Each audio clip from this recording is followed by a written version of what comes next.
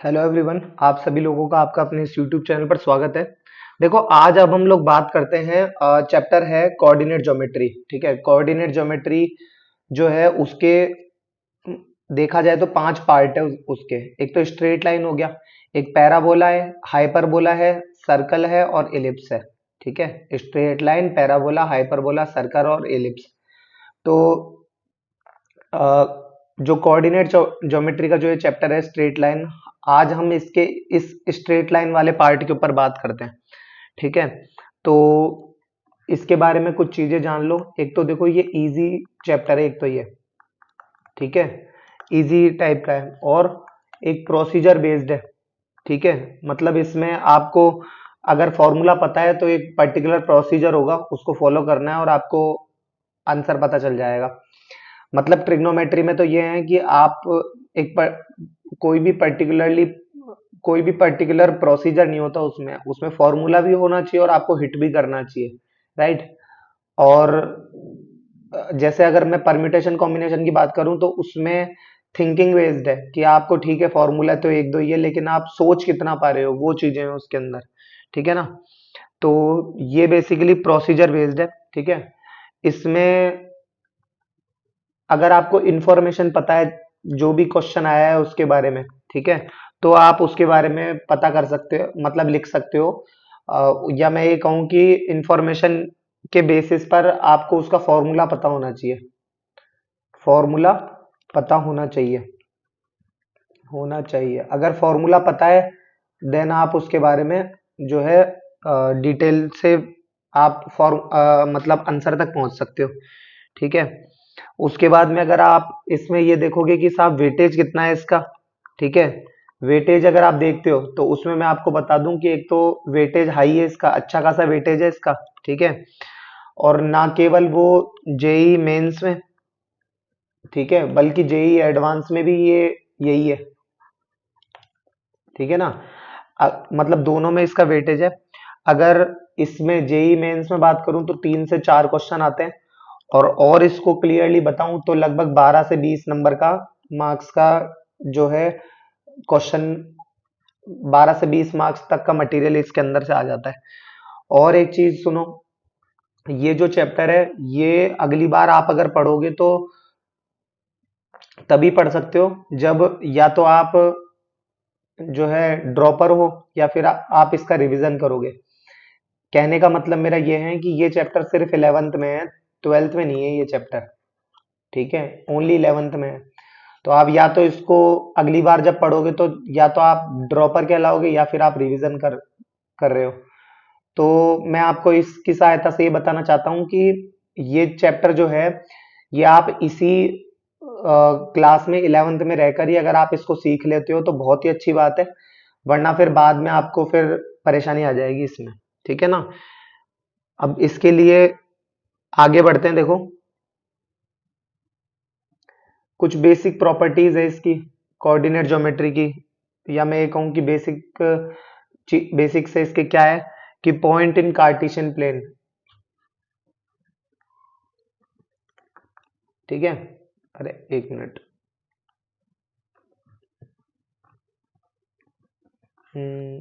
1 minute रुको।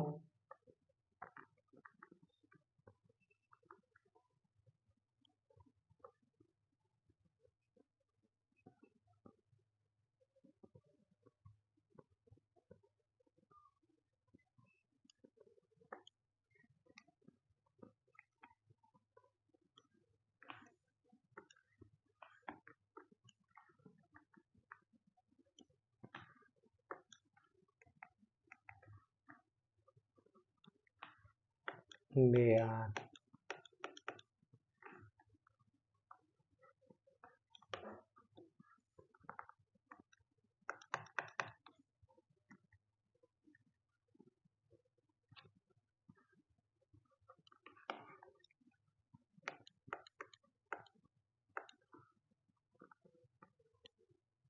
ठीक है। अब देखो इसमें क्या क्या चीजें हैं। जैसे कि मान लो ये कोई एक्स वाई कोई प्लेन है।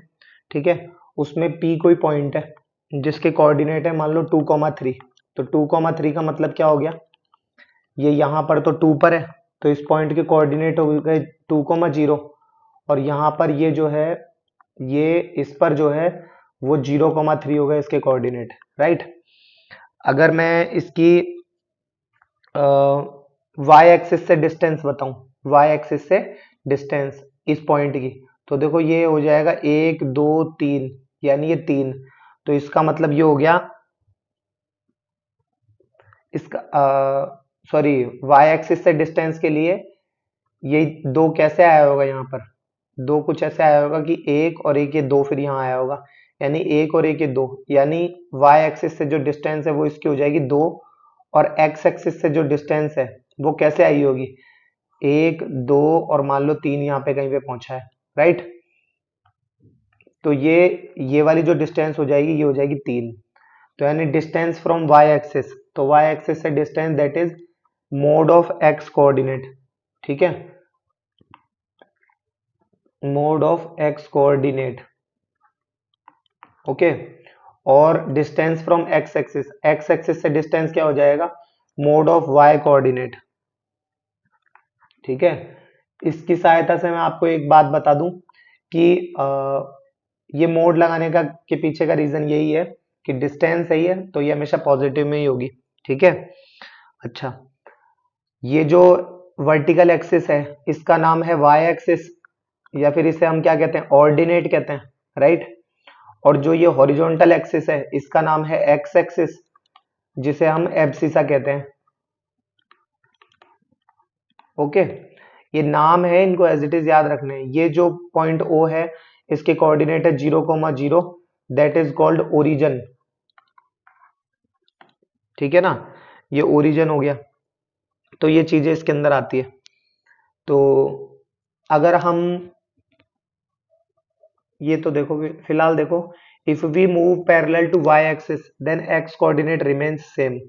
अगर हम move parallel to y axis के पैरेलल चलेंगे, जैसे कि मान लो ये हो गया, ये कोई पॉइंट है, तो ये आप पैरेलल चलते चले जाओ, चलते चले जाओ, तो एक्स कोऑर्डिनेट सेम रहेगा, जो कि यहाँ पर ये 2 आ रहा है जो, तो वो सेम रहेगा। तो then x coordinate remains same. If we move parallel to x axis then y coordinate remains same. We move parallel to x axis, parallel to x axis, अगर जैसे ये है तो ये हो गया, ये हो गया, ये हो गया। तो अगर कोई भी एक एक्सिस आप इसमें पकड़ लो और उस पॉइंट के थ्रू आप जब एक्स एक्सिस के पैरेलल चलोगे तो वाई एक्सिस सेम रहेगा। जैसे मान लो ये 3, तो ये इसके पैरेलल चलते चले जाएगा, तो ये वाई एक्सिस जो है वो सेम रहेगा। तो वाई मतलब वाई कोऑर्डिनेट तो वो सेम रहेगा, ये आ गया एक्स कोऑर्डिनेट और abscissa of the point P. X coordinate को ही एब्सिसा कहते हैं और वाई कोऑर्डिनेट को ऑर्डिनेट कहते हैं, जो कि मैं आपको बता चुका हूं, ठीक है। उसके बाद में देखो आगे ये डिस्टेंस बिटवीन 2 पॉइंट्स, 2 पॉइंट्स के बीच में डिस्टेंस कैसे निकलती है। तो मान लो देखो ये y हो गया, ये यहाँ पर x हो गया, ठीक है। यहाँ पर कोई पॉइंट है P जिसके कोऑर्डिनेट है x1, y1, ठीक है। और ये हो गया ये Q, ये हो गया x2, y2, ठीक है, बराबर।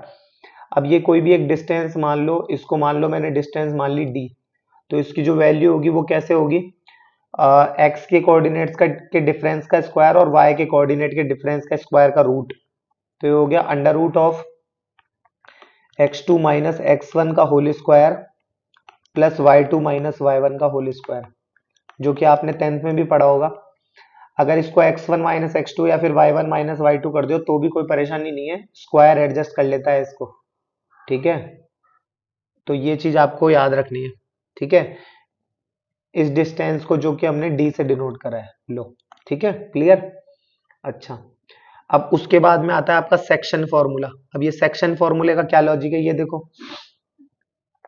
तो देखो कोई भी लाइन का जो सेक्शन होता है ना वो 2 तरीके से होता है, एक होता है सेक्शन कह लो या डिवीजन कह लो, एक होता है इंटरनल डिवीजन और एक होता है एक्सटर्नल डिवीजन, एक्सटर्नल डिवीजन, बराबर। एक एक चीज ध्यान से देखना मैं जो बता रहा हूं। तो इंटरनल डिवीजन की अगर हम बात करें यहाँ पर, तो ये पॉइंट हो गया, तो ये हो गया और ये हो गया। तो ये कोई पॉइंट है ए, इसका हो गया x1 y1, और ये हो गया बी, ये हो गया x2 y2। सही है। अच्छा, इसको कोई पॉइंट P मान लो इस तरीके से डिवाइड करता है, तो ये इंटरनल है लाइन के ऊपर, ये बीच में मिड, मतलब मिड में नहीं है, बस बीच में कहीं पर डिवाइड करता है ये। और माना कि ये इसको मान लो n रेशो m में डिवाइड करता है, n रेशो m में डिवाइड करता है। तो इसके लिए, और इस P पॉइंट के जो कोऑर्डिनेट है वो मान लो अल्फा और बीटा है, अल्फा और बीटा है। तो अल्फा निकालने का क्या तरीका है, देखो m को मल्टीप्लाई करेंगे x2 से, n को मल्टीप्लाई करेंगे x1 से, क्योंकि अल्फा है जो कि इसका x कोऑर्डिनेट है, राइट। तो देखो mx2 प्लस nx1 अपॉन दोनों का sum, that is m plus n। और बीटा कैसे निकालेंगे, m को y2 से करेंगे तो my2 प्लस ny1 अपॉन दोनों का सम m प्लस n। ओके, तो ये हो गया। एक तो ये देखो, पहले एक बार इतना देखो, फिर उसके बाद में जैसे मान लो अगर एक्सटर्नल डिवीजन की बात करें, तो एक्सटर्नल डिवीजन में मान लो ये हो गया a और ये हो गया आपका b, ठीक है। अब उसके बाद में ये हो गया डॉट डॉट डॉट डॉट, और यहाँ पे कोई पॉइंट है p, ठीक है, जिसके कोऑर्डिनेट है अल्फा कोमा बीटा, बराबर। अच्छा, अब मान लो ये जो पॉइंट P है, ये इस AB को एक्सटर्नली मान लो n रेशो m में डिवाइड करता है, यही n और ये m है ना, इसी रेशो में डिवाइड करता है, लेकिन एक्सटर्नली अगर करता है तो ध्यान से देखना, देखो P और B के बीच में जो रेशो है वो है n, तो मैं यहां से लेकर और ये यहां तक लिख देता हूं n, और A और P के बीच में है m, तो A और P के बीच में हो गया m, बराबर। तो अब इस A पॉइंट के जो कोऑर्डिनेट है वो मान लिया मैंने, मान लो x1 y1 है, और B पॉइंट के जो कोऑर्डिनेट है वो है x2 y2 है, बराबर। तो अब इसके कोऑर्डिनेट किस तरीके से निकालेंगे, देखो अल्फा बराबर, तो ये हो गया mx2 nx1, ये तो करना ही है, अपॉन m और n, है ना, और बीटा बराबर my2 ny1 अपॉन m और ये n। इसमें अब देखो ध्यान से, तो ये इतना n है और इतना m है, ये ठीक है। तो इनमें किसी भी एक के सामने माइनस लगा लो आप, m या n के सामने एक बार माइनस लगा लो। देखो अगर यहाँ लगाते हो तो हमें जैसा बनाना है हम उसके अकॉर्डिंग नीचे वाले से कॉमन लेके, और जो है जैसा, मतलब जिसके सामने नेगेटिव चाहे उसके सामने बना सकते हैं, राइट। तो हम यहाँ क्या करते हैं, बीच में m और n के बीच में लगा देते हैं, तो ये हो गया और यहाँ पे भी ये हो गया, तो my2 माइनस ny1, ठीक है। अब एक क्वेश्चन आता है कि साहब अगर मिड पॉइंट की बात किया जाए तो क्या होगा, तो देखो मिड पॉइंट का एक्चुअल में मतलब क्या होता है, मिड पॉइंट का मतलब ये होता है कि साहब ये अगर 2 सेंटीमीटर की कोई लाइन है, तो आपने उसको बीच में से, यानी 1 सेंटीमीटर ये और 1 सेंटीमीटर ये, इस तरीके से आपने ब्रेक कर दिया। या मैं ये भी कह सकता हूं कि अगर ये m और n है तो आपने m और n को बराबर कर दिया, एक और एक, राइट। तो अगर आप यहाँ पे m और n को बराबर करते हो तो वो तो कॉमन लेके फिर कट जाएंगे, कॉमन लेके कट जाएंगे। तो भाई यहाँ पर अगर आप mx2 plus mx1 upon m plus m यानी 2m लिखते हो, तो ऊपर से और नीचे से m और m कट जाएंगे, यानी यहाँ से अल्फा बराबर आ जाएगा आपका x1 प्लस x2 अपॉन 2, और y बराबर आ जाएगा y बराबर नहीं, बीटा बराबर, है ना भाई, इसका y कोऑर्डिनेट यहाँ पर बीटा है, तो बीटा बराबर हो जाएगा y1 प्लस y2 अपॉन 2, ठीक है। तो ये एक हमारा आंसर कहलाएगा। समझ में आ रहा है कि मैं क्या कह रहा हूं इसमें, ठीक है, बराबर। ये है क्लियर। उसके बाद देखो अब आगे, इसको एक क्वेश्चन से भी आप देख सकते हो। देखो क्वेश्चन लेते हैं पहले, जैसे कि मान लो ये लाइन हो गई ए और ये हो गया बी, ठीक है। ए है मान लो -2,3, और आपका बी है वो है 4,-5, ठीक है। अच्छा, ये पॉइंट हो गया पी, ठीक है, ये हो गया वही अल्फा कॉमा बीटा, बराबर। अब मान लो ये इसे 3:2 में करता है ना डिवाइड, तो मान लो ये 3 हो गया, ठीक है, और ये इतना वाला क्या हो जाएगा 2, ये नहीं, ए और बी तो लाइन ही है, ए और पी, ये हो गया 2। ठीक है, अब अल्फा निकालो। तो इसके लिए क्या करें, देखना ध्यान से। इस वाले को करेंगे 4 से, और 3 वाले को करेंगे किससे, -2 से, राइट। तो देखो 2 into 4 -3 into -2, right, upon upon यहां अगर आप गौर करोगे तो 2 और 3, तो 2 - 3 आ जाएगा, राइट। और बीटा कैसे निकालोगे, देखना, 2 into -5 minus 3 into -3 into only 3, सही है, और अपॉन वही 2 - 3, सही है। अच्छा, इसको सॉल्व करो, 2 चौक 8 प्लस 6 अपॉन -1, 8 और 6 14, तो माइनस का 14, और ये हो जाएगा माइनस का 10 माइनस का 9 अपॉन माइनस का 1, 10 और 9 19 पॉजिटिव का, सही है। तो ये एक रैंडमली कोई क्वेश्चन है ना, इसको क्वेश्चन समझो या एग्जाम्पल समझ लो आप, ठीक है, एग्जाम्पल के थ्रू हम बताना चाह रहे हैं ये चीज, ठीक है।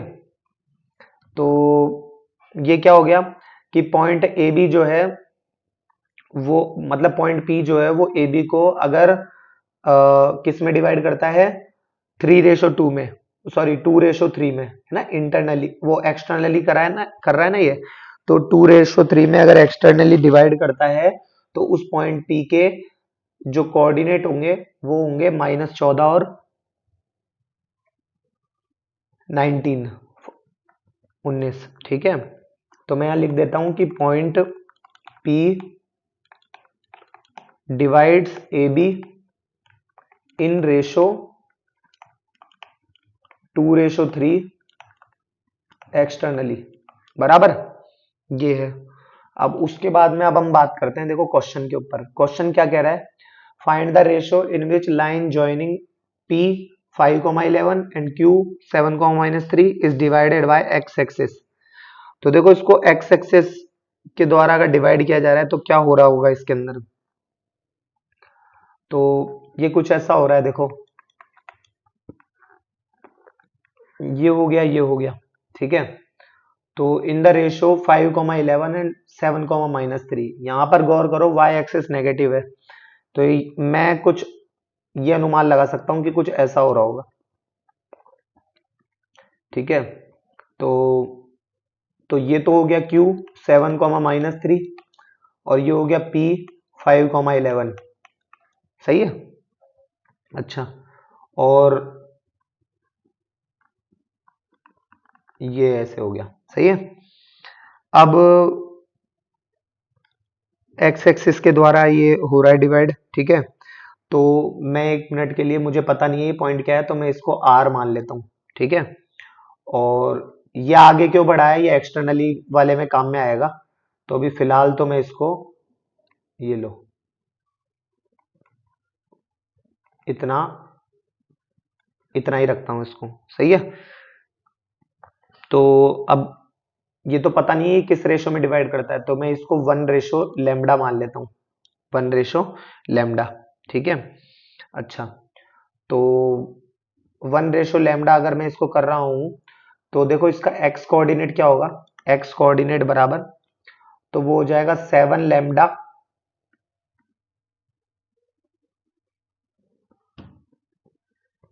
सही है।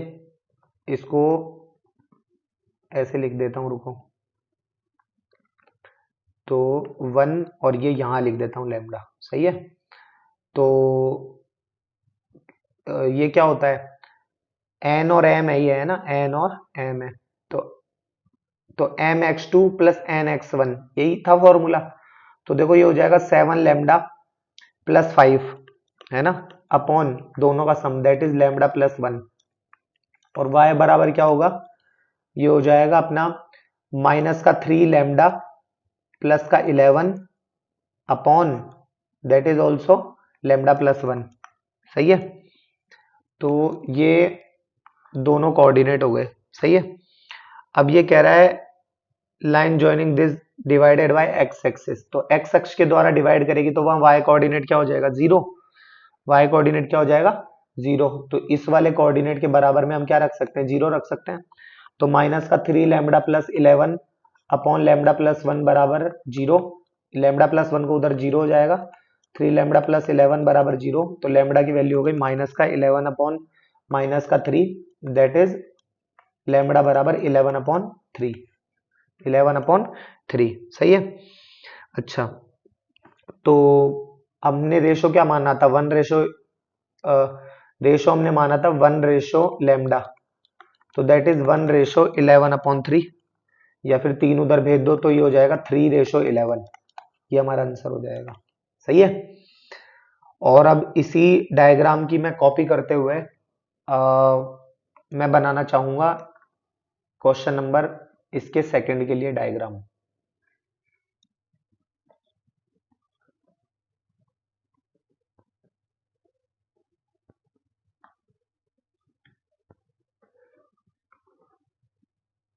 ये देखो, ठीक है। तो इसको, ये एक्सटर्नली के लिए ये कर दिया मैंने, सही है। तो ये 5 और 11 हो गया। अब इन चीजों को एक बार दिमाग में भूल जाओ, तो इसको हटा देते हैं हम, ठीक है। और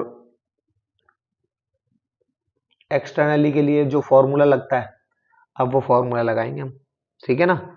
तो देखो एक्सटर्नली के लिए क्या है, तो एक मिनट जस्ट। अब यहां से आपको एक चीज समझ में आएगी। देखो ये एक्सटर्नली कैसे पता चला हमें कि ये डायग्राम इसका इसी तरीके से ही बनेगा, हम तो ये सिंपल तरीके से डायग्राम ही बना रहे थे। अब आप इसमें पहले एक बार ये देखो कि ये कह रहा है वाई एक्सिस के लिए, है ना, क्या कह रहा है, वाई एक्सिस के लिए। तो वाई एक्सिस के लिए अगर ये कह रहा है तो वहां पे एक्स एक्सिस जीरो हो जाएगा। इसको एक बार जीरो करके देखो, देखो इस वाले को, इस वाले क्वांटिटी को एक बार जीरो करके देखो, तो यहां से क्या मिलेगा हमें, 7 लैम्बडा प्लस 5 बराबर जीरो, ये जीरो में चल जाएगा। तो लैम्बडा की वैल्यू हो गई -5/7। अब ये तो रेशो था, तो रेशो तो नेगेटिव में होता नहीं है, तो नेगेटिव का मतलब ये हो गया कि ये डिवाइड करेगा इसको एक्सटर्नली,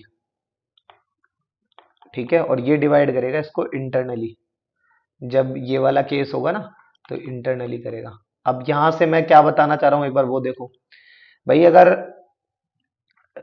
11/3 में अगर ये पॉइंट इसको डिवाइड करता है अगर एक्स एक्सिस, तो कर सकता है, बिल्कुल कर सकता है। तो डायग्राम इस तरीके से बनेगा। बट अगर -5/7 रेशो में करता है, इसका मतलब ये एक्सटर्नली करता है। कौन, वाई एक्सिस। कैसे पता पड़ा, ऐसे पता पड़ा, डायग्राम बनाओगे तो पता चल जाएगा। देखो इसका डायग्राम बनाओगे तो ये जो P है वो ये रहा, Q है वो ये रहा।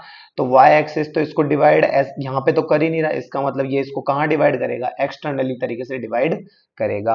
आ गई बात समझ में, ये ऐसे होता है। फिर उसके बाद में इसको समझने के लिए आपको थोड़ा सा डिटर्मिनेंट को पढ़ना पड़ेगा, थोड़ा सा जरूरत जितनी है। देखो डिटर्मिनेंट तो उसमें क्या है वो देखो। तो जैसे फर्स्ट वाले तो आपने पढ़े हुए ही होंगे, ये हो गया। तो इसको ऐसे सॉल्व करते हैं, A D minus B C, कि इधर जाते हैं, इधर से इधर आते वक्त एक नेगेटिव लगाते हैं, ठीक है। फिर एक है जैसे A B C D E F G H I, ठीक है। अब इसका डिटर्मिनेंट आपको पता करना है, तो कोई दिक्कत नहीं है, ये प्लस आता है, ये माइनस, ये प्लस। अब इसको सॉल्व करो, ए को एज इट इज रहने दो और इसको यूं ही छोड़ो, यहाँ क्रॉस लगाओ, ये हो जाएगा ई आई और एफ एच, ठीक है। इसका एक छोटा स्टेप ये भी है कि आप ये लिखो और फिर इसका छोटा एक डिटर्मिनेंट बना दो। तो अभी के लिए मैं ऐसे ही बना देता हूँ, और देन फिर जब आप एक बार सीख जाओगे तो फिर आप इसको डायरेक्ट करने लग जाओगे। तो यहाँ लिख देता हूँ ई एफ एच आई, ठीक है, माइनस लगा के बी लिखो। इसको इधर से करोगे तो डी जी एफ आई, तो ये हो जाएगा डी जी एफ आई, ठीक है, और प्लस सी लिखोगे। तो सी लिखने के लिए क्या करोगे, देखो ये हो जाएगा डी जी ई एच, तो हो जाएगा डी जी ई एच। उसके बाद सॉरी, उसके बाद देखो ये ए एज इट इज आ गया, तो यहाँ लिखोगे E I minus H F, right, minus B लिखोगे। फिर उसके बाद में डी आई, तो ये हो गया डी आई माइनस का जी एफ, है ना। उसके बाद में ये सी एज इट इज, और इसको लिखोगे डी एच माइनस जी ई, है ना, मोड नहीं, ये ब्रैकेट, ठीक है। और फिर इसको आपस में मल्टीप्लाई करके सॉल्व करना, आप जानते हो, सॉल्व इन द सेंस कोई मैथमेटिकल टर्म आती है तो आप इसको सॉल्व कर लोगे फिर इसको, ये तो एक तरीका हो गया। इसको एग्जाम्पल के थ्रू आप ऐसे ले सकते हो, जैसे मान लो सिंगल वाले को देखोगे तो 2 4 1 3 है मान लो, तो ये इसके लिए क्या करोगे, 2 3 6 माइनस 4, तो 2 हो गया, ठीक है। और अगर ऐसे पता करते हो तो 1 2 3 4 5 6 7 8 9। अब देखो इसको कैसे सॉल्व करें, तो 1 एज इट इज। अब मैं इसको डायरेक्ट सॉल्व कर रहा हूँ, ये वाली स्टेप नहीं बताऊंगा मैं। देखो इसमें 5 9 जा 45 माइनस 8 6 जा 48, तो 45 माइनस 48, है ना, माइनस का 3, सही है, माइनस का 2 लिखो, तो ये एज इट इज ये गया। 4 9 जा 36 7 6 जा 42, तो 36 में से 42 गया तो माइनस का 6, सही है, प्लस 3 लिखो, ये एज इट इज। 4 8 जा 32 7 5 जा 35, 32 में से 35 गया तो माइनस का 3, तो ये हो जाएगा माइनस का 3 प्लस का 12 माइनस का 9, 9 और 3 12, नेगेटिव का 12 और पॉजिटिव का 12, इसकी वैल्यू हो गई 0, ठीक है।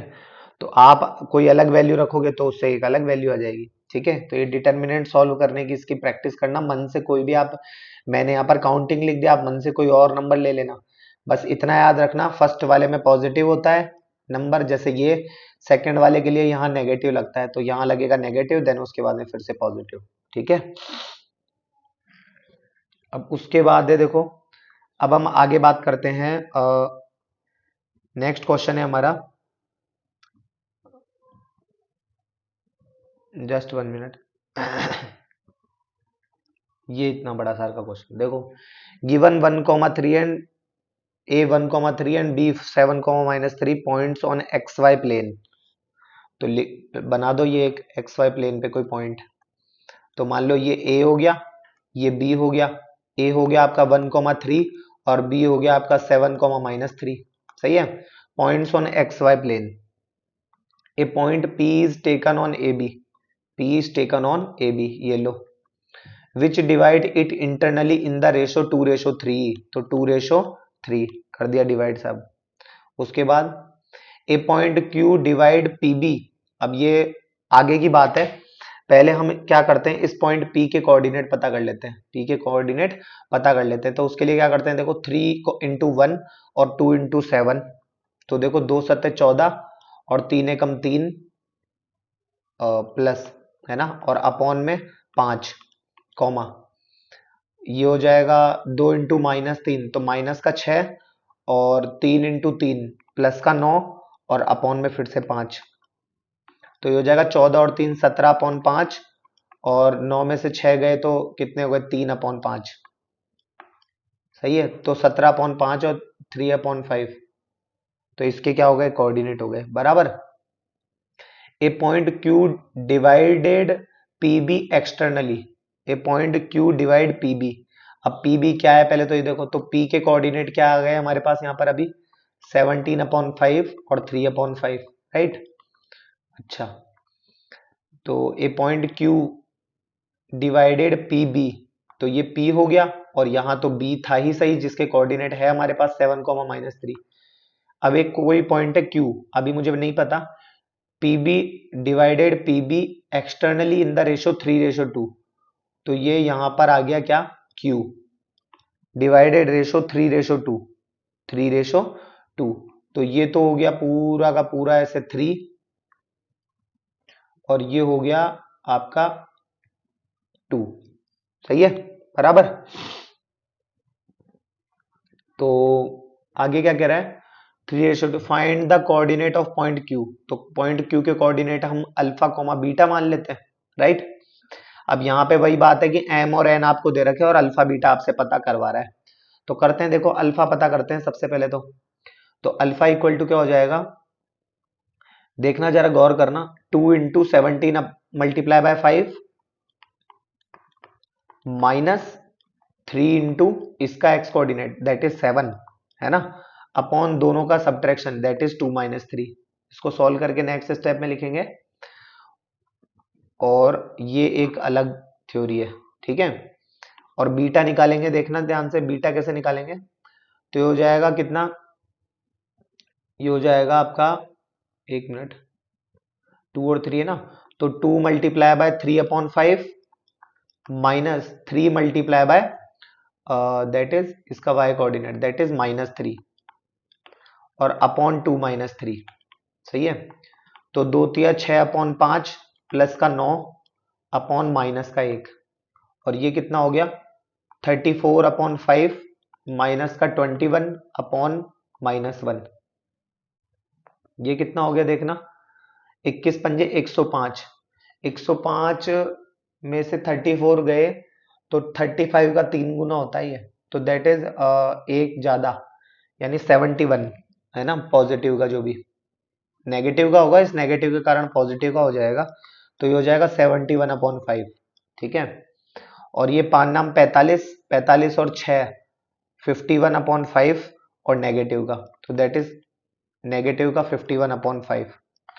तो यहां से बात आई कि जो अल्फा कोमा बीटा है वो हमारे कोऑर्डिनेट हो गए 71/5 और माइनस का 51/5,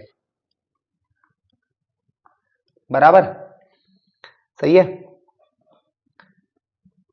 अब एक चीज और है इसमें, वो ये कि देखो, एक व्यक्ति ने तो ये बोला कि एक्सटर्नली आप ऐसे करते हो, और एक व्यक्ति बोलता है कि पूरे 3 में से 2 लेस कर दो तो बचा 1।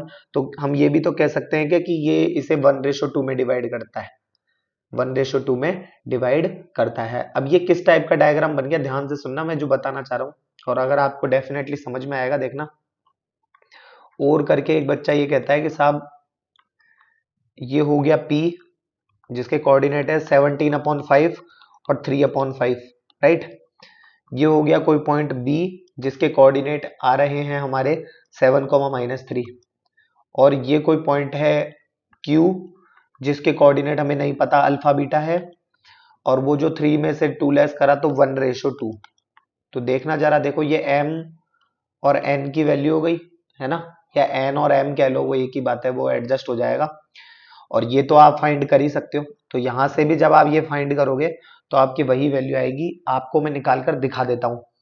तो देखो 7 बराबर ये इसके एक्स वाई जो बीच में जो पॉइंट, मतलब बीच में नहीं, इसको को जो इसका जो सेक्शन करते हैं उनके कोऑर्डिनेट है। ये ऐसे मान लो मन में कि इंटरनली पी क्यू को बी डिवाइड करता है 7 वो 1:2 में, जिसके कोऑर्डिनेट 7, -3 है। तो क्यू के कोऑर्डिनेट हमें पता करने हैं। तो देखो 7 बराबर ये हो जाएगा alpha into 1 that is alpha, और प्लस 2 × 17/5 दैट इज 34/5, और अपॉन दोनों का डिफरेंस दैट इज वो दोनों का सम होगा दैट इज 3, और -3 बराबर 2 × 3/5 और प्लस, है ना, 1 × -3 दैट इज माइनस का 3 अपॉन 1 और 2 3, तो 7×3 = 21। अल्फा बराबर 34/5 तो नेगेटिव का है, और प्लस का 21, और इसको माइनस का 9, और ये हो जाएगा प्लस का 9। ये तो वैसे इसकी, एक मिनट, गड़बड़ कर दी देखो हमने यहाँ पर, और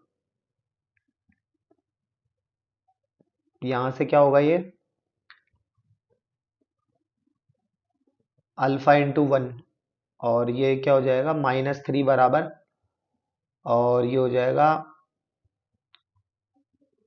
y1, ये प्लस 1 इंटू बीटा, यहाँ पे बीटा आएगा, है ना, ये, और अपॉन में दोनों का सम, तो हो जाएगा माइनस का 9, और ओनली माइनस का 9, है ना, माइनस का 9, और that is also of minus, minus का 2 × 6/5 बराबर बीटा। तो 5 नाम 45 और 6 51, माइनस का 51/5 तो बीटा आ गया, है ना। और 21 पंजे 105 में से 34 गए तो ये हो जाएगा 71/5। तो 71/5 और माइनस का 51/5, माइनस का 51/5, यही आंसर इसका है और यही आंसर इसका है। बराबर, आई होप सो ये आपको समझ में आया होगा। ठीक है, तो इस तरीके से इंटरनली और एक्सटर्नली का लॉजिक चलता है, तो आपको सोच विचार के काम करना है। अब इसके बारे में और एक चीज है, वो नोट है, वो ये है, देखना ध्यान से क्या बता रहा हूं कि ये कोई लाइन है ए बी, ठीक है, ए और ये हो गया बी, ये हो गया पॉइंट पी जिसे एम रेशो एन में डिवाइड किया जाता है। तो इसकी जो लेंथ होगी वो होगी ए बी। वो क्या होगी, ए बी, ये इसकी पूरी लेंथ हो गई। तो अगर एपी की लेंथ पूछे तो देखना इसको कैसे लिखेंगे, length of AP, length of PB. ठीक है, तो एपी की लेंथ लिखने के लिए क्या करेंगे, एपी का जो ये रेशो वाला पोर्शन है ये अपॉन दोनों का सम रेशोज का और multiply by whole, that is A B. तो आप समझ गए होंगे पीबी के लिए क्या करोगे, एन अपॉन में दोनों का सम और मल्टीप्लाई बाय, बोलो मल्टीप्लाई बाय ए बी। ठीक है, जैसे कि एग्जाम्पल के तौर पर बता देता हूं, जैसे मान लो ये हो गया ए बी, तो ये हो गया ए, ये हो गया बी, ये हो गया पी, ये हो गया 4:3, सही है। तो ये मान लो इसकी जो डिस्टेंस है टोटल है वो मान लो है 11। तो एपी निकालने के लिए क्या करोगे, एम यानी 4 अपॉन दोनों का सम, 4 और 3 7 मल्टीप्लाई बाय 11, है ना, तो हो जाएगा 44/7। और पीबी निकालने के लिए क्या करोगे, पीबी 3 अपॉन में दोनों का सम 7 मल्टीप्लाई बाय 11, तो ये हो गया 33/7। तो ये भी एक कॉन्सेप्ट है जिसे आपको याद रखना है। ठीक है, अब उसके बाद में ये हार्मोनिक कॉन्जुगेट का क्या सिस्टम है वो एक बार आप समझ लीजिए, बताता हूं देखो। अब हार्मोनिक कॉन्जुगेट ऐसे होते हैं, वो हार्मोनिक कॉन्जुगेट का कॉन्सेप्ट है वो ये कहता है, जैसे मान लीजिए ये है ए बी, कोई लाइन है, ठीक है, और ये कोई पॉइंट है क्यू, वो इसे एक्सटर्नली डिवाइड करता है, और यहाँ पे कोई पॉइंट पी है वो इसे इंटरनली डिवाइड करता है। तो पी डिवाइड करता है एम रेशो एन में, और जो क्यू डिवाइड करता है वो डिवाइड करता है एन रेशो, और मान लो ये पूरा एम में। ठीक है ना, तो अब ध्यान से देखना मैं जो क्या बताना चाहता हूँ इसके अंदर। तो ये बेसिकली जो जो लिखा हुआ है वो कह रहा हूं मैं, है ना, जैसे ये ए बी है, ये ए पी है, ये ए क्यू है। ठीक है, तो देखना ए पी, ए बी, ठीक है, और ए क्यू, वो तीनों जो है वो हार्मोनिक प्रोग्रेशन, ठीक है, बनाएंगे। और ये जो पी और क्यू जो है, ये पी और क्यू जो है ये एक दूसरे के हार्मोनिक कॉन्जुगेट कहलाते हैं ये। ठीक है, harmonic conjugate of each other with respect to A and B. ठीक है, harmonic conjugate of each other with respect to A and B. ठीक है, ए और बी के। ठीक है, बराबर। अच्छा, तो ए पी, ए बी और ए क्यू जो है वो हार्मोनिक प्रोग्रेशन में होंगे। और अब आप अगर इतना जानते हो तो आपको ये भी याद होगा पिछले चैप्टर के कारण कि इनका जो रेसिप्रोकल होता है वो किस में होता है, इनका जो रेसिप्रोकल होता है वो होता है अ, आपका एपी में, राइट, वो होता है एक एपी में। और आपको ये चीज भी पता है कि ये तीन तीन चीजें जब एपी में होती है तो बीच वाले का दोगुना इज इक्वल टू फर्स्ट और लास्ट का सम, तो दैट इज फर्स्ट और थर्ड का सम। तो ये आपका हो गया आंसर। ठीक है ना, ये आपका आंसर हो जाएगा। बराबर, आई होप सो आपको समझ में आया होगा। बराबर, अब आगे देखो question, find the harmonic conjugate of point R 5,1, है ना, with respect to point this and this. यानी जैसे मान लो ये कोई पॉइंट पी है, मतलब आर है, with respect to point this and this. तो एक चीज देखो इसमें, मान लो ये हो गया आपका पी क्यू, पी, और ये हो गया क्यू। तो ये हो गया आपका कितना, P हो गया 2,10, तो ये लिख दिया मैंने 2,10, और Q हो गया आपका 6,-2, दैट इज ऑल्सो, और उसके बाद में आ गया मान लो कोई पॉइंट R जो कि है 5,1 में। तो पहले तो ये देखो कि ये इसे किस रेशो में डिवाइड करता है, तो मैंने मान लिया इसे ये लैम्बडा रेशो 1 में डिवाइड करता है इसे, है ना। तो देखना 5 बराबर क्या मैं इसे ऐसे लिख दूं कि lambda into 6, that is 6 lambda plus 2 upon दोनों का सम लैम्बडा प्लस 1। वाई पर जाने की जरूरत नहीं है, यहीं से ही मेरे पास लैम्बडा की वैल्यू आ जाएगी। 6 लैम्बडा प्लस 2 बराबर 5 लैम्बडा प्लस 5। 6 लैम्बडा में से 5 लैम्बडा गए, दैट इज लैम्बडा, और 5 में से 2 गए तो 3, लैम्बडा बराबर 3। सही है, बराबर। अच्छा, अब एक और जो पॉइंट है उस वो मुझे मानना पड़ेगा, जो कि हार्मोनिक कॉन्जुगेट भाई आर, और एक और पॉइंट होगा, वो दोनों ही तो आपस में, ये कह रहा है ना with respect to A and B find the harmonic conjugate of point R. R का ही तो हार्मोनिक कॉन्जुगेट पता करना है, तो एक और पता करना पड़ेगा ना आर के अलावा कोई पॉइंट। तो मैं क्या करता हूं, ये कोई लाइन आ गई पी क्यू, तो ये हो गया पी, ये हो गया क्यू। पी हो गया 2,10, और क्यू हो गया आपका 6,-2। सही है, बराबर। अच्छा, तो यानी मैं ये कह सकता हूं कि ये इसे 3:1 में डिवाइड करता है, बराबर। अच्छा, तो 3:1 में अगर ये इसे डिवाइड करता है, तो मैं एक काम करता हूं, देखना ध्यान से।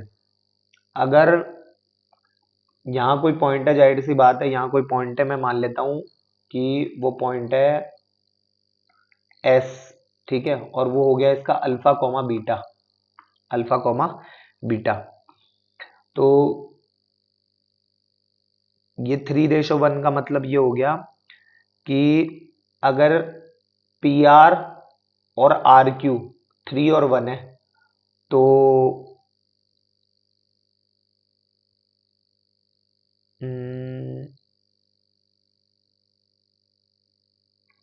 मैं एक काम कर सकता हूं, देखो इसका मतलब क्या हुआ। इसका मतलब ये हो गया कि ये जो पी क्यू है ना, पी क्यू, पी क्यू, तो ये तो हो गया आपका 2, बराबर, और ये जो पूरा पी एस जो है, पी एस, ये हो जाएगा इसका 3। भाई 3 में से 2 लेस करोगे तो 1 आ जाएगा ना।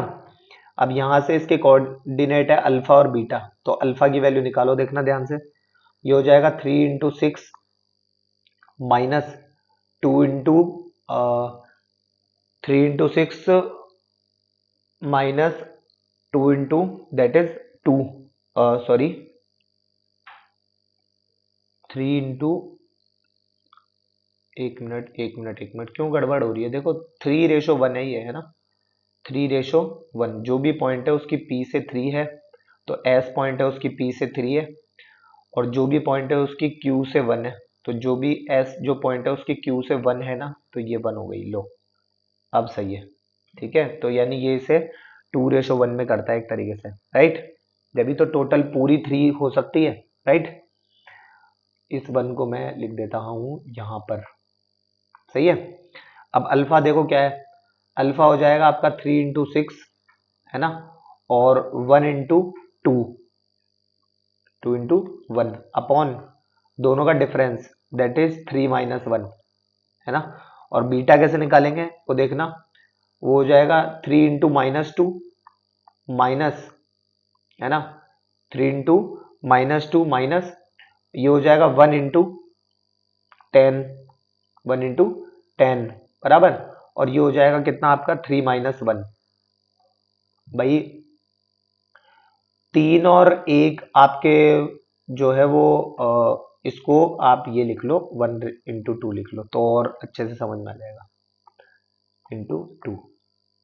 तो आपका ये देखो कि ये इसे है ना 3 और 2 में डिवाइड करता है। अच्छा, पहले सही लिखा था यानी अपन ने, तो ये हो जाएगा 2 × 1, सही है। अब ये 3 और ये क्या है 2, तो 3 और 2 में इसको ये डिवाइड करता है। फिर गड़बड़ गलत बोल रहा हूं मैं, है ना, 3 और 1 में डिवाइड करता है, सॉरी 3 और 1 में, है ना। तो इसलिए हो जाएगा देखो 3 × ये हो जाएगा 6 और ये हो जाएगा 1 into 2 बराबर, अपॉन में 3 माइनस है, ये हो जाएगा 3 into -2 -1 into 10, सही है। अब 3 - 1 अब सही है। तो 3×6 = 18 में से 2 गए तो कितने बचे? 16, 16 का आधा होता है 8, 3×2 = 6, माइनस का 6 और माइनस का 10, माइनस का 16 अपॉन माइनस प्लस का 2 दैट इज माइनस का 8। तो अल्फा कोमा बीटा हो जाएगा 8, -8 आंसर, ये हो गया बराबर। आई होप सो ये आपको समझ में आया हो। ठीक है, एरिया ऑफ ट्राइंगल। अब देखो, जब से एनसीईआरटी रिड्यूस हुई है 10वीं की, तब से एरिया ऑफ ट्राइंगल का कॉन्सेप्ट कोऑर्डिनेट ज्योमेट्री से हट गया। बट देखो ये कितनी एक अजीब बात है अपने आप में कि आईआईटी जेईई में या और भी कंपटीशन में ये अभी भी है, इसका अस्तित्व है, और 10वीं से इसको बिना मतलब के हटा दिया। ठीक है, तो जो कि सही नहीं है। अब देखो आप यहां से इसको अपने टॉपिक को क्लियर कर सकते हो। तो ए पॉइंट के कोऑर्डिनेट माना हमने x1, y1 हो गए, ठीक है, और बी पॉइंट जो है उसके कोऑर्डिनेट x2, y2 हो गए, और सी पॉइंट जो है वो हो गया x3, y3 हो गए। ठीक है, तो अब area of triangle when coordinate of vertices are given, area of triangle when coordinate of vertices are given. ठीक है, बहुत इंपॉर्टेंट बात है, वरना आप half into base into height में ही रटे रह जाओगे। तो उसकी वैल्यू होती है देखो हाफ, ठीक है, हाफ तीनों के x coordinate that is x1, that is x2, that is x3। ठीक है, तीनों के y कोऑर्डिनेट y1, y2 और ये हो गया y3। ठीक है, और तीनों का 1 1 1 1 और ये 1 बराबर। तो और ये क्या है? ये है डिटर्मिनेंट। क्यों? क्योंकि एरिया जो है वो, मतलब आप इसको मोड मत बोल देना, ये है तो डिटर्मिनेंट ही, क्योंकि ये डिटर्मिनेंट की तरह ही सॉल्व होता है, ये है ना, डिटर्मिनेंट ही है। आप इसको जो, मतलब आप इसको मोड मत बोलना। हाँ, बस ये है कि ये डिटर्मिनेंट हमें एक्चुअल नंबर ऑफ आंसर्स तक पहुंचाता है हमें ये। ठीक है ना, ये चीज याद रखना। इसको एक एक मतलब ये एक तो ये याद रखना। और एक कंसेप्ट है, वो ये है कि एरिया ऑफ ट्राइंगल है ना, अगर इक्विलेटरल ट्राइंगल का निकालना हो तो, है ना, यानी एरिया ऑफ इक्विलेटरल ट्राइंगल। ठीक है,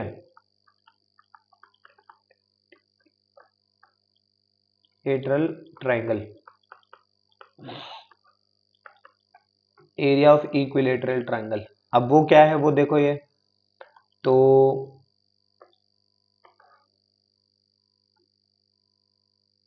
ये हो गया मान लो,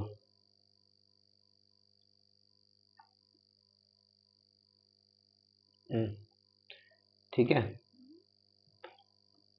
तो अब इसमें मान लो ये हो गया, एक ए हो गया, ये बी हो गया और ये सी हो गया, और इसके बीचों बीच में से ये मैंने एक परपेंडिकुलर ड्रॉ कर दिया, और इसकी जो लेंथ है वो ए और ए हो गई, ये हाइट हो गई इसकी। सही है, ये तो हमें पता ही है कि इक्विलेटरल ट्रायंगल का ईच इंटीरियर एंगल 60 डिग्री का होता है ना। तो इस एक ट्रायंगल में बात करते हैं, sine 60 equal to perpendicular upon hypotenuse, perpendicular upon hypotenuse. तो साइन 60 क्या होता है? √3/2 बराबर h अपॉन ए, है ना। तो हाइट की वैल्यू निकालू मैं यहाँ से, तो वो हो जाएगी √3/2 ऑफ ए स्क्वायर, वो ओनली ए, है ना। अब एक एरिया का फॉर्मूला आप जानते हो, वो क्या होता है? एरिया ऑफ ट्राइंगल जो है वो यहाँ पे आप लगा दो, half into base that is ए, और हाइट √3/2 इंटू ए, तो वो क्या हो जाएगा? √3/4 ए स्क्वायर, है ना। तो वो हो जाएगा एरिया ऑफ ट्राइंगल एबीसी। ठीक है, इसकी के अलावा आप इस चीज को हीरोन्स फॉर्मूला से भी जो है वो डिराइव कर सकते हो। और उसमें क्या होगा ये देख लो।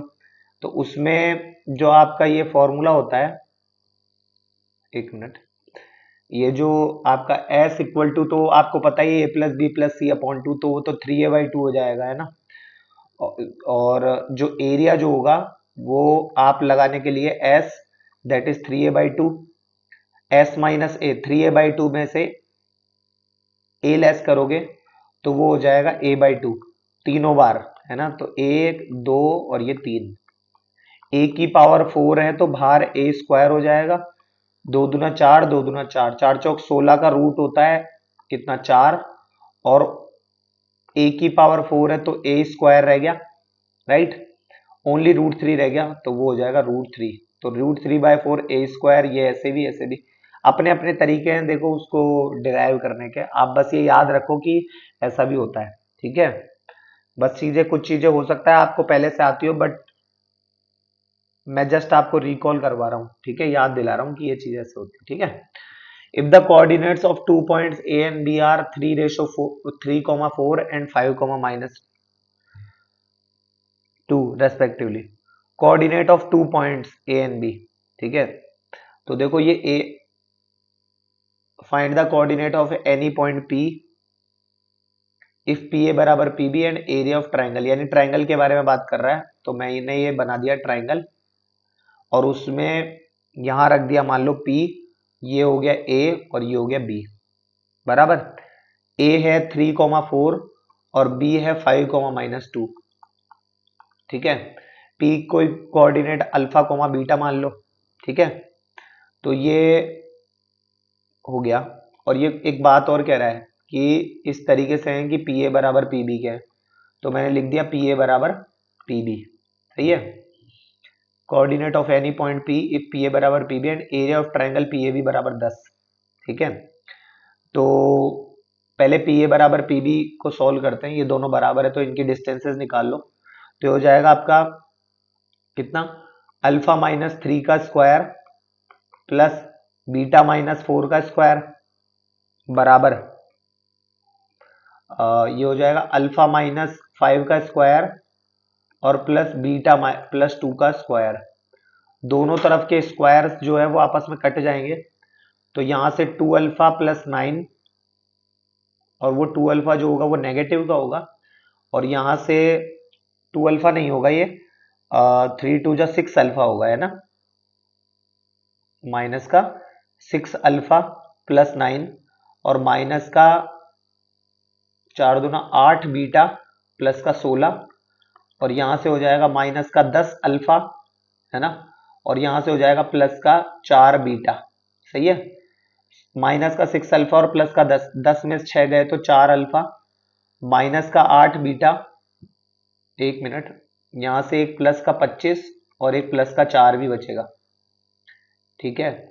तो 16 और 9 25, ये दोनों प्रकार के 25 इस अकेले से गए, और यहां बचा ओनली 4, एक तो बचा 4α, ये 4 बीटा इधर लेके आओगे तो नेगेटिव का, 8 और 4 12 बीटा नेगेटिव का, और बराबर 4, काट दो इसको, तो 4 तिया 12, तो अल्फा-3 बीटा बराबर 1, अल्फा-3 बीटा बराबर 1, ठीक है। एक तो ये हो गया। और एक आप अपने तरीके से पता कर सकते हो कि अगर एरिया 10 दे रखा है, तो एरिया 10 दे रखा है तो क्या करेंगे, देखो 10 बराबर एरिया की बात कर रहा है, तो आप ये तो पता ही है आपको कि एरिया की वैल्यू जो होती है वो पॉजिटिव होती है।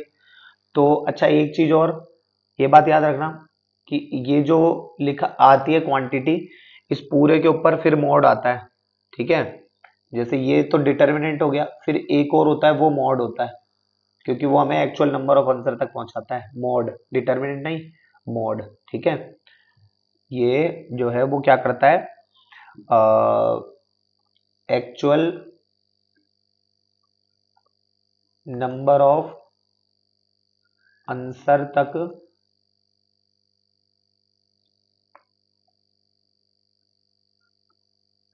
तक पहुंचाता है। ठीक है ना, ये चीज याद रखना। ठीक है, बराबर। तो वही बात मैं यहाँ अप्लाई करूंगा। देखो, तो मैं क्या करता हूँ, लगा देता हूँ इस पर मोड फिर, है ना। तो देखना जरा, तो मोड ऑफ हाफ ऑफ, गौर करना, तीनों के एक्स कोऑर्डिनेट, है ना। तो वो क्या है यहाँ पर, अल्फा और पहले बी है। एक मिनट, ट्राइंगल का नाम देखो, ट्राइंगल का नाम क्या है, P A B. P A B. वैसे तो देखो ट्राइंगल के अंदर तो अगर आप क्लॉकवाइज और एंटी क्लॉकवाइज कैसे भी चलो, ये इसको एडजस्ट कर देता है, बट बात जब तीन से ज्यादा की आती है ना, तो वो फिर एडजस्ट नहीं हो पाएगा। वहां पर आपको क्लॉकवाइज और एंटी क्लॉकवाइज का पूरा ध्यान रखना पड़ेगा। ठीक है ना। यहां पर तो आप इसको रख सकते हो जैसे अल्फा, फिर आ गया आपका 5 और 3, उसके बाद में बीटा माइनस का 2 और 4, और उसके बाद में थर्ड पे 1 1 1। ये हो गया डिटर्मिनेंट और ये हो गया आपका मोड। सही है। इसको ले जाके इसको तो 10 दूना 20 कर दिया हमने, और अल्फा रखो, है ना, ये मोड रखना है एज इट इज, अल्फा रखो। माइनस का 2 और माइनस का 4, तो ये हो जाएगा माइनस का 6, माइनस का बीटा एज इट इज। ये हो जाएगा 5 एकम 5 में से 3 गए तो 2 प्लस 1 एज इट इज।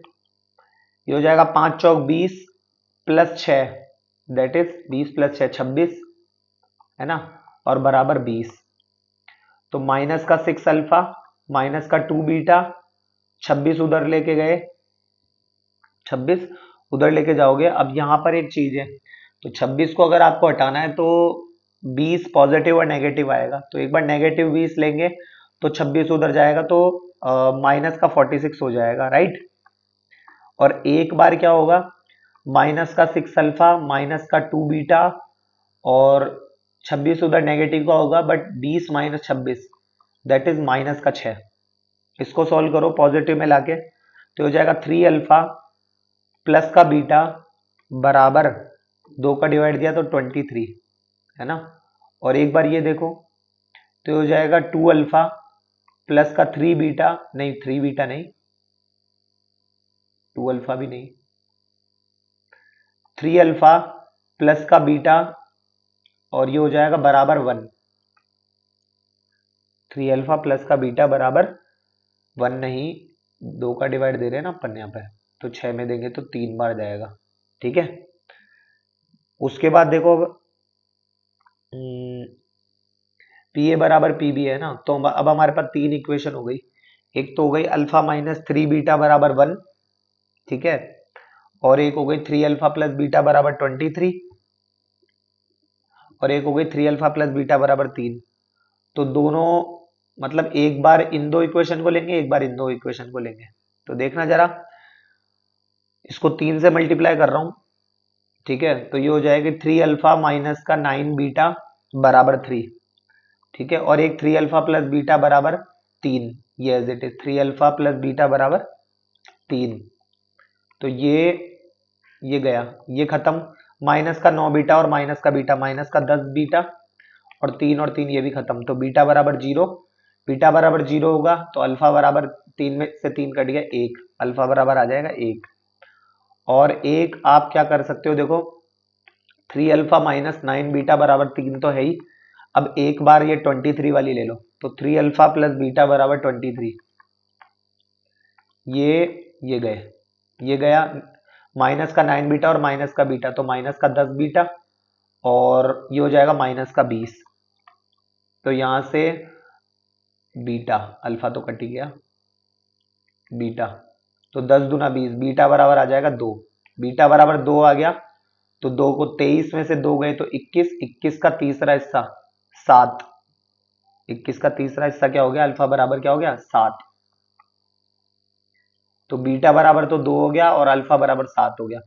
अब आप ये चीज गौर करो यहाँ पर कि जो आपका फाइनल आंसर है वो क्या होगा। तो देखो, एक तो अल्फा कोमा बीटा, यानी एक तो 1,0 हो गया, फाइनल जो आपका आंसर हो गया वो हो गया, एक तो 1,0 अल्फा कोमा बीटा, और एक 7,2, 7,2, दोनों आपके आंसर एक्सेप्टेड होंगे, दोनों सही है आपके आंसर। ठीक है, आई होप आपको ये समझ में आया होगा।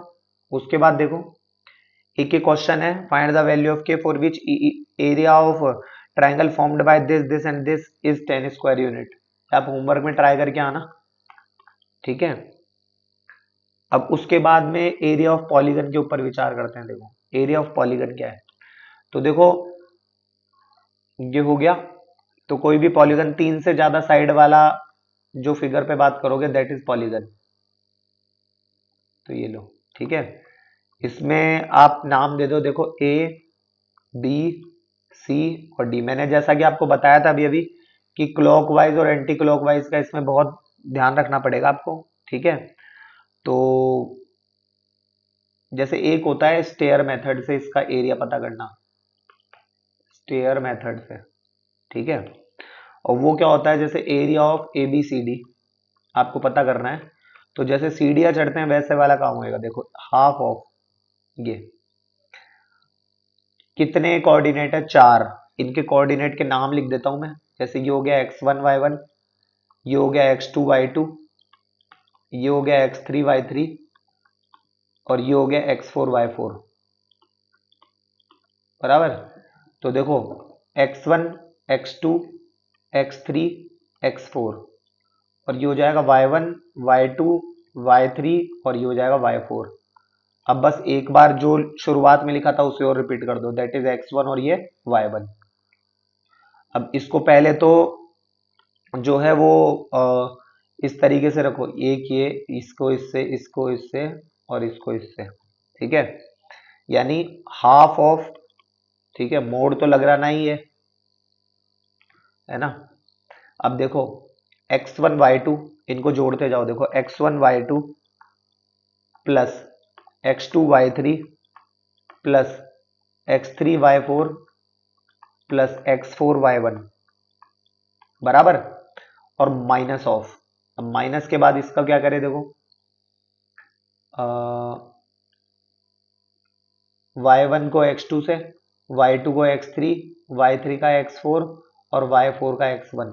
देखना जरा क्या बता रहा हूं मैं, माइनस ऑफ ये हो जाएगा x2 y1, है ना, और प्लस करके x3 y2 plus x4 y3, नहीं x4 y3 तो है ही, प्लस x1 y4, है ना, ठीक है। तो अब ये इसके एरिया का फॉर्मूला हो जाएगा, बराबर। आई होप सो आपको समझ में आया होगा, ठीक है। और एक चीज जो मैं आपको इसमें बताना चाहूंगा और वो ये कि जो भी आप सेंस आपने रख रखा है, यानी क्लॉकवाइज है एंटी क्लॉकवाइज है, वो बस बरकरार रखना, ठीक है। तो point should be in sense, should be in sense, या तो क्लॉकवाइज हो सारे या फिर एंटी क्लॉकवाइज हो, वो याद रखना विशेषकर, ठीक है ना, बराबर। अब एक कुछ चीज है, जैसे कॉन्वेक्स पॉलीगन क्या होता है और कॉनकेव पॉलीगन क्या होता है। तो देखो जो कॉन्वेक्स होता है ना वो होता है जिसके डायगोनल अंदर की ओर होते हैं। जैसे साहब ये है ना, ये कॉन्वेक्स है। एक कॉनकेव क्या होता है, कॉनकेव वो ये होता है, जैसे मान लो ये लो, इसका एक डायगोनल ये हो गया, दूसरा फिर ये बाहर आएगा। तो ये एस टाइप के जो पॉलीगन होते हैं वो कॉनकेव होते हैं, छोटी कक्षाओं में आपने पढ़ा भी होगा, ठीक है। उसके बाद इस क्वेश्चन पर बात करते हैं। देखो find the area of pentagon whose vertices taken order in this, ठीक है। तो जैसे मान लो ये और ये हो गया 4,3, तो ये हो गया 4,3, ठीक है। -5,6, तो जाहिर सी बात है यहाँ पे कहीं पे -5,6 बैठा हुआ होगा। उसके बाद में -7, -2 यहाँ पर आ गया, बराबर। फिर उसके बाद में हो गया आपका 0, -7, तो मान लो 7 अगर ये है तो मान लो यहाँ पर कहीं पर है 0, -7, राइट। फिर 3, -6, तो ये यहाँ पर हो गया मान लो 3, -6, बराबर। अच्छा, अब इसको अब हम आपस में मिला देते हैं। देखो तो एक ये हो गया, ये हो गया, ये ये ये हो गया, ठीक है, बराबर। अब इसको हमने इस तरीके से करा है, तो अब हम इसमें एक काम करते हैं, हम इसमें चल लेते हैं एंटी क्लॉकवाइज, ठीक है, बराबर। अच्छा, तो एरिया निकालने का क्या तरीका है इसका, देखो एरिया के लिए क्या करें, हाफ ऑफ, ठीक है, और ये एज इट इज। तो देखो, देखना ध्यान से, कहीं से भी शुरू कर लो, एक से, 4 से शुरू कर लो, तो देखो सबसे पहले 4 लिखेंगे, फिर लिखेंगे -5, फिर लिखेंगे -7, फिर लिखेंगे 0, और देन उसके बाद में 3, और देन उसके बाद में जहां से शुरुआत की थी फिर से 4, फिर उसके बाद में वाई एक्सिस में ये 3 हो गया, ये 6 हो गया, ये -2 हो गया, ये -7 हो गया, ये -6 हो गया, और ये फिर से हो गया 3। उसके बाद देखो हाफ ऑफ, तो देखो 4 6 जा 24, और ये -10, तो देखना 4 6 जा 24 प्लस का 10, और 7 7 जा 49, ये 49 हो गए, ये 0, और ये 3 3 9 प्लस का 9, सही है, माइनस ऑफ, ये हो जाएगा -15, ये हो जाएगा 6 7 जा 42 -42, ये 0, और ये हो गया 7 3 21 -21, और ये हो गया -24, तो ये हो गया एज इट इज, बराबर। अच्छा, उसके बाद देखो ये अब इक्वल टू हाफ ऑफ, इसको सॉल्व करोगे तो देखो 49 और 10 59, 59 और 9 कितने हो गए आपका, 68, 68 और 78, 88, 88 और 4 92, है ना, तो हो गया 92, माइनस, और ये हो गया कितना आपका, देखो 4 और 1 5, और 2 7, और 5 12, 12 का 2 कैरी में, 1 और 1 2, और 4 6, और 2 8, और 2 10, सही है। ये हो गए कितने हैं आपका, हो गया ये कुछ गड़बड़ तो नहीं कर दी अपन ने,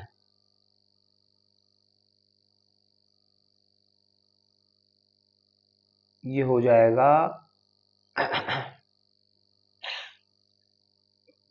हाँ, जो भी आएगा नेगेटिव का आएगा, और उसके कारण की हो जाएगा पॉजिटिव, है ना। 102 और 92, 194, मैं सोच रहा हूँ इतना छोटा क्यों आ रहा होगा इसका आंसर, है ना, 194 डिवाइडेड बाई 2, 2 9 जा 18, 1 बचा 14, 2 7 जा 14, तो ये यूनिट हो गया, square unit, unit square area, है ना, ठीक है। उसके बाद में अब है कोलिनियरिटी, तो ये कोलिनियरिटी के बारे में आप अच्छे से परिचित होंगे। देखो एक तो make area of triangle ABC, जब भी कोलिनियरिटी की बात आती है तो ट्राइंगल का एरिया 0 होगा, क्योंकि एक ही लाइन पर अगर 3 बिंदु है तो वहाँ ट्राइंगल तो बन ही नहीं रहा, उसका एरिया निकालोगे तो वो 0 आ जाएगा। Section formula should be applicable, आप सेक्शन फॉर्मूला भी लगा सकते हो, ठीक है। Sum of any two distances is equal to third distances, जैसे ए बी और ये सी, तो ए सी प्लस बी सी बराबर ए बी होगा, है ना, तो ये वाली बात आ गई। Find slope using any two and equate, दोनों में से किसी एक की स्लोप निकालो। अब स्लोप निकालने के लिए आगे हम पढ़ेंगे कि स्लोप कैसे निकाली जाती है, ठीक है। बस एक बात याद रहे कि इसकी सहायता से आप वो मतलब लाइन के ऊपर ही पॉइंट पता कर सकते हो, लाइन के बाहर पॉइंट नहीं पता कर सकते, ठीक है ना, ये याद रखना।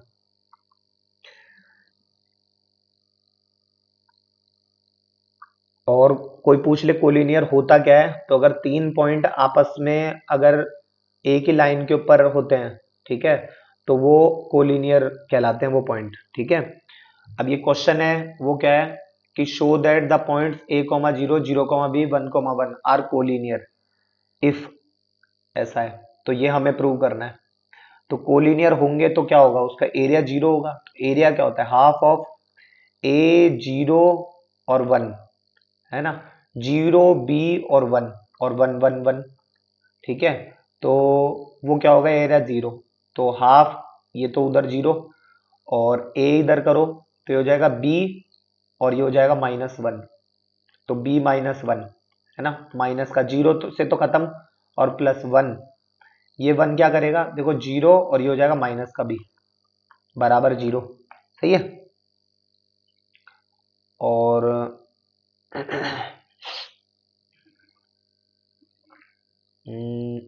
ए बी माइनस का ए माइनस का बी बराबर 0, ए बी बराबर ए प्लस बी, है ना। ए बी को भेज दो तो 1 बराबर ए के अपॉन में भेजोगे तो 1 अपॉन बी, और बी के अपॉन में भेजोगे तो 1 अपॉन ए, 1 अपॉन ए प्लस 1 अपॉन बी बराबर 1 आंसर। ठीक है, तो ये एक आपका मतलब प्रूव हो गया। एक कुछ चीजें हैं जो आपके लिए जानना जरूरी है, जैसे information related to square parallelogram rhombus and trapezium. तो स्क्वायर के लिए देख लो, ये हो गया ए बी सी और ये डी। ठीक है, तो स्क्वायर की ईच साइड इक्वल होती है, बराबर। साइड एरिया हो गया a square, diagonal are equal and perpendicular bisect each other. एक तो ये परपेंडिकुलर होते हैं, चारों तरफ 90 बनता है, इक्वल होते हैं, जैसे दो, ये भी दो और ये भी दो, हो गए equal, bisect each other. Parameter होता है 4a, अगर ये साइड ए है तो पैरामीटर हो जाएगा इसका 4a। O is the centre of the square, तो यहां इसका नाम ओ रख दो। ठीक है, उसके बाद में पैरेललोग्राम क्या कहता है देखो, तो पैरेललोग्राम में भी यही है कि ए बी सी और ये डी। ठीक है, पैरेललोग्राम के जो डायगोनल होते हैं वो नॉट इक्वल होते हैं, D1 not equal to D2। ठीक है, D1 not equal to D2। Opposite sides are equal and parallel, तो ये इसके इक्वल होती है और ये वाली जो होती है वो इसके इक्वल होती है। अपोजिट एंगल आर इक्वल, तो अपोजिट एंगल ये वाला है इसके इक्वल होगा, और ये दो वाले ये इसके इक्वल होगा। ठीक है, बराबर। और sum of adjacent angle is 180 degree, sum of adjacent angle is 180 degree. अब एडजेसेंट एंगल का सम मतलब a प्लस बी 180 हो गया, है ना।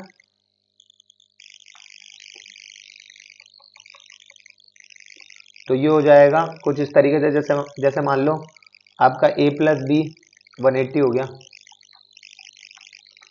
a plus B 180, c plus D भी 180 कह सकते हो, d प्लस ए भी 180 कह सकते हो एक एग्जांपल के तौर पर। ठीक है, diagonal are not equal but bisect each other, diagonal equal तो नहीं होते बट एक दूसरे को बाइसेक्ट करते हैं, कि ये वाला है ना इस वाले के इक्वल होगा और ये वाला इस वाले के इक्वल होगा।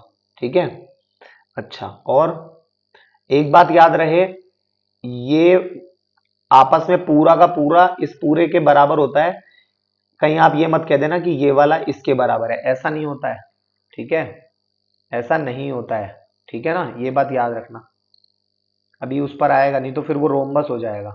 अब रोम्बस क्या होता है वो देख लो, तो रोम्बस के लिए A B C D all sides are equal, क्योंकि स्क्वायर का ही भाई है ये।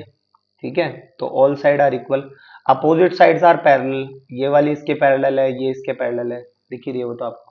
Diagonal are not equal but bisect each other perpendicularly, diagonal equal नहीं होते, D1 not equal to D2, किसी भी एक को D1 और दूसरे को D2 मान लिया, कहीं आप ये सोचो कि इस डायग्राम में तो D1 और D2 दिखाया है नहीं, तो ये लो ये D1 हो गया और ये वाला D2 हो गया। ठीक है, वैसे ही इसमें मान लो, तो ये वाला मान लो D1 हो गया और ये वाला मान लो D2 हो गया, तो D1 D2 के बराबर नहीं होता, बट ये वाला इसके बराबर होगा और ये दो ये इस वाले के बराबर होगा। ठीक है, ये विशेष ध्यान रखना। उसके बाद देखो, area half of are not equal but bisect each other perpendicular, एरिया होता है half into D1 into D2, D1 into D2, D2। Diagonal bisect each other, diagonal जो होते हैं वो एक दूसरे को क्या करते हैं, बाइसेक्ट करते हैं।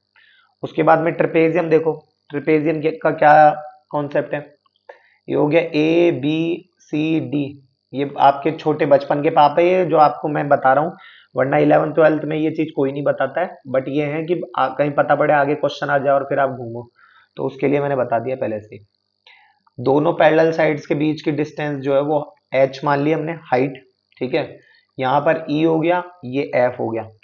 Only one set of opposite sides are parallel, जैसे ये वाला इसके इसके पैरेलल है, ये आपस में नहीं है पैरेलल, जो AD और BC है वो पैरेलल नहीं है, AB और CD पैरेलल है। ठीक है, एरिया जो होगा half into height into sum of parallel side AB plus CD। ठीक है, EF अगर निकालना है इनके बीच में अगर, तो half of AB plus CD, AB और CD दोनों को जोड़ करके उसका आधा कर देना है। ठीक है, तो ये चीज आपको ध्यान रखनी है। ठीक है, एक ये क्वेश्चन है, ये आपको होमवर्क में ट्राई करके आना है, होमवर्क में ट्राई करके आना है ये आपको। फिर हम लोग मिलेंगे नेक्स्ट लेक्चर में, तब तक के लिए धन्यवाद। ईमानदारी से मेहनत करो। लेक्चर आने में आई नो कि बहुत लेट हो रही है और कई बार बीच में इन दिनों गैप भी चल रहा है, बट विश्वास मानो आप, मुझे भी इसको लेक्चर को रेडी करने में देखो मेहनत लगती है, टाइम लगता है, तो आप भी इस चीज को ईमानदारी से इसके ऊपर मेहनत करो। मैं भी हर चीज को पहले अच्छे से रेडी करता हूँ, फिर उसके बाद में ये चीज समझाना पसंद करता हूँ। ठीक है, तो आप इसलिए ही सही, कम से कम आपका एक सब्सक्राइब भी मुझे बहुत साहस देगा। ठीक है, ईमानदारी से मेहनत करो। हम लोग मिलेंगे नेक्स्ट लेक्चर में, तब तक के लिए धन्यवाद।